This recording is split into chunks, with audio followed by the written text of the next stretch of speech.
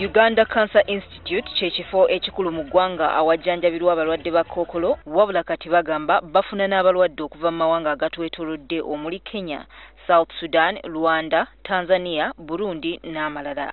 Eno ye ssenta yokka ewa obujjanjabi bwa kansa obw'obwereere. Abalala ab'omu nsi endala balina okusasula ssente, ate nga eddagala lya kansa si naddagala lyokka wabula n'ebirala ebigenderako tests ennyingi z'olina okukola, ebintu bitwala ssente nnyingi. Abakulu bano kati beeraliikirivu olw'ennamba y'abalwadde abeeyiwa ku ddwaliro abeeyongera obungi buli lukya. Omwaka oguwedde twalaba abalwadde 3,700 nga bano si be balwadde nti be tulina abeebase ku kitanda, wabula cases z'abalwadde empya ababadde tebalina. Embeera eno ereeseewo okusoomoozebwa naddala ku bujjanjabi.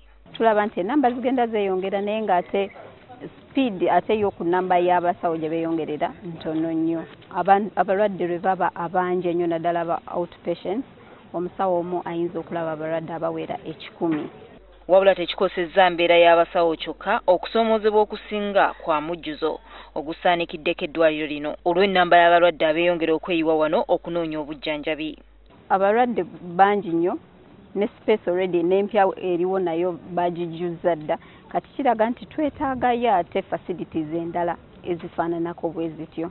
Embeera eno eriwo wabula balowooza nti esobola okugonjolwa singa wabaawo okukwatira awamu.